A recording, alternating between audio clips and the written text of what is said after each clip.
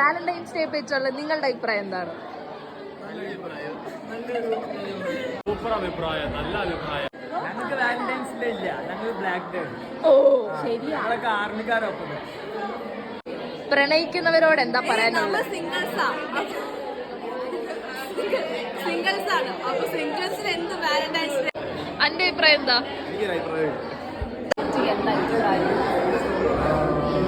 It's actually totally waste of money. People should concentrate on their careers. They should the age to concentrate on their careers. Relationship is അഭിപ്രായമില്ല.